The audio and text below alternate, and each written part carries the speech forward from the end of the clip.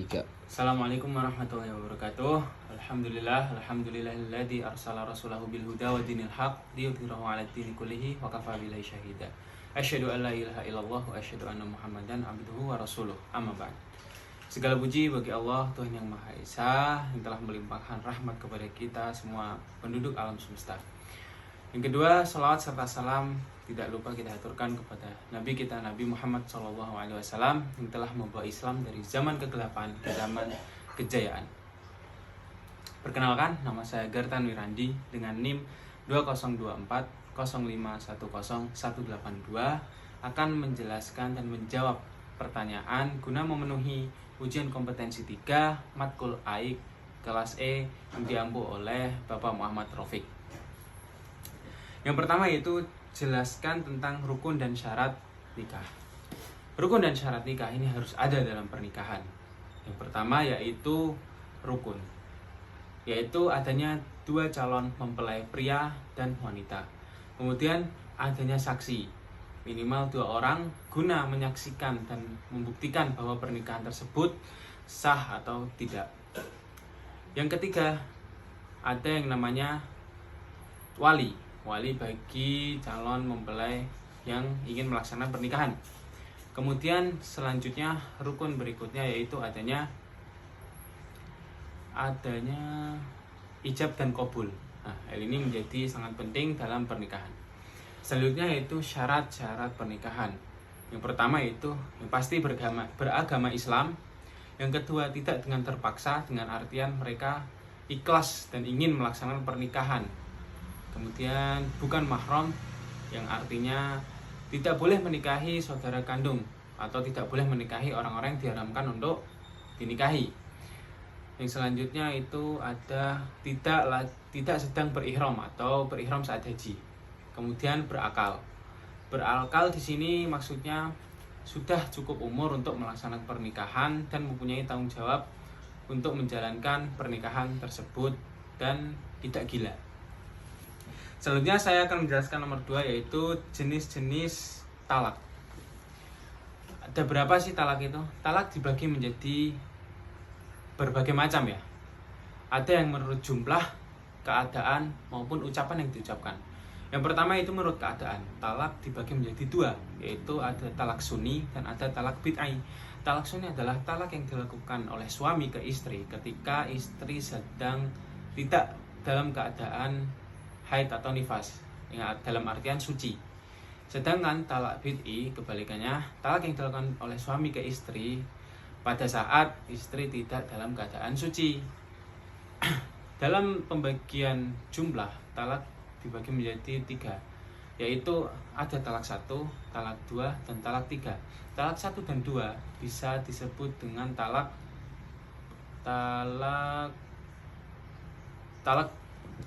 bain. Talak bain adalah talak 1 dan 2, yang artinya mereka bisa rujuk ketika suami mentalak 1 atau 2. Sedangkan talak 3 atau talak roji adalah talak talak roji adalah talak 1 dan 2 yang suami dan istri bisa rujuk. Talak bain adalah talak 3, yaitu talak dari suami ke istri yang dilakukan oleh suami ke istri tapi tidak bisa rujuk, namun bisa rujuk ketika mereka melaksanakan akad nikah yang baru. Kemudian ada talak-talak yang dilakukan yang dibagi melalui pengucapan, yaitu pengucapan secara langsung maupun kiasan, seperti talak sorih dan kinayah.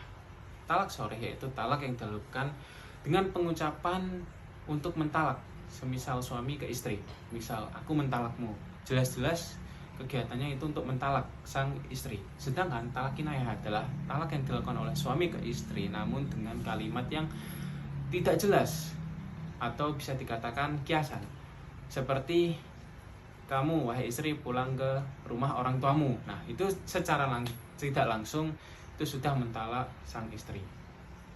Kemudian soal ketiga yaitu pandangan nikah siri dalam Muhammadiyah, itu boleh apa tidak? Menurut Muhammadiyah sendiri, nikah siri sudah ada sejak zaman dahulu, istilah nikah siri sudah ada sejak zaman Imam Malik bin Anas. Nikah siri zaman dahulu berbeda pengertiannya dengan nikah siri zaman sekarang. Nikah siri zaman dahulu adalah nikah yang dilakukan dengan syarat-syarat dan rukun-rukun yang telah terpenuhi, namun tidak diiklankan ataupun tidak dilaksanakan melalui walimatul urs, yang dalam artian nikah tersebut adalah nikah rahasia, tidak diiklankan, diumumkan maupun tidak diumumkan melalui acara setelah nikah, itu walimatul urs. Sedangkan pengertian dari nikah siri zaman sekarang sudah melenceng jauh dari pengertian nikah siri zaman dahulu. Nikah siri zaman sekarang adalah nikah yang dilakukan syarat dan rukunnya terpenuhi, sah menurut agama namun tidak sah menurut aturan dari negara orang di tempat tinggal orang tersebut, seperti kita yang berada di Indonesia. Menurut Undang-Undang Indonesia, pernikahan diatur sesuai agama masing-masing, sah menurut agama masing-masing, dan yang kedua sah menurut hukum dari negara tersebut, yaitu negara Indonesia. Dalam hal ini, perubahan hukum oleh zaman itu menurut dalil la yunkiru tagoyurul ahkam bitagoyurul azman. Jadi boleh, yaitu perubahan hukum itu tidak mengenal perubahan zaman. Jadi menurut Muhammadiyah yaitu nikah siri tidak diperbolehkan karena lain kira tagoyur ahkam bitagoyur azman.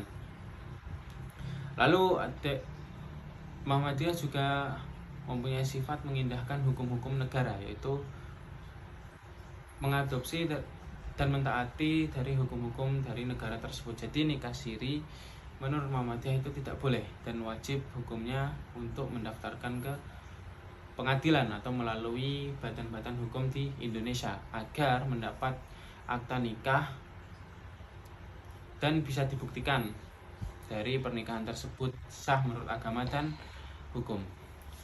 Kemudian soal nomor keempat, sebutkan dan jelaskan perbedaan mengenai talak sama fusuk, talak sama khuluk sama fasah. Nah, ketiga-tiganya merupakan gugatan cerai atau jenis-jenis perceraian: talak, fusuk, dan khalak. Talak yaitu perceraian yang diajukan oleh suami ke istri melalui kalimat talak satu, talak kedua, dan talak ketiga.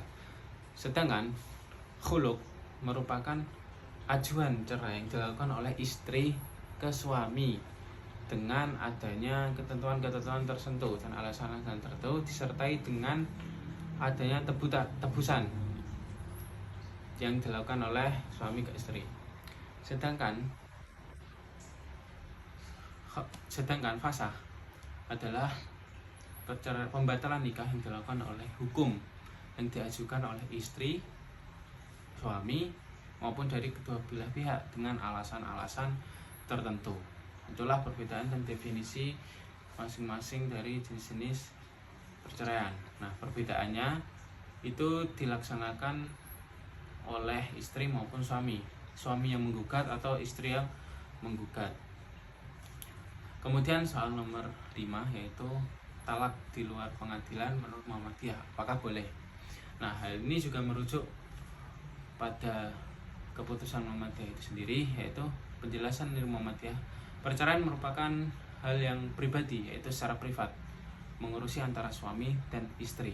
Namun dalam hal ini tidak hanya suami dan istri yang terkena imbas dari perceraian, namun juga khalayak luas seperti masa depan rumah tangga, anak, itu juga dipikirkan dalam Islam. Dalam hal ini, talak di luar persidangan dalam Islam dibolehkan, bahkan suami memiliki hak untuk mentalak istrinya dimanapun dan kapanpun. Namun dengan kita memikirkan maslahat tadi, kita mempunyai anak, mempunyai masa depan, terus kredibilitas di masyarakat, demi mengurus kemaslahatan ini, maka diperlukan adanya pengadilan untuk menangani kasus perceraian tersebut. Nah, perceraian merupakan hal yang dibenci juga oleh Allah. Abghadul halal ilallah at-talaq, yaitu sebenci-bencinya walaupun perceraian itu talak boleh dilakukan, namun sangat dibenci oleh Allah. Nah, Jadi menurut Muhammadiyah dalam hal ini perceraian di luar persidangan itu tidak boleh dan wajib dilaksanakan dalam persidangan. Ketika suami melakukan cerai talak, lalu hakim memutuskan cerai gugat oleh sang istri. Wallahu a'lam bishawab. Mungkin ini saja jawaban yang bisa saya berikan. Jika ada kesalahan itu datangnya dari saya dan syaitan, jika ada kebenaran itu datangnya dari Allah semata. Assalamualaikum warahmatullahi wabarakatuh.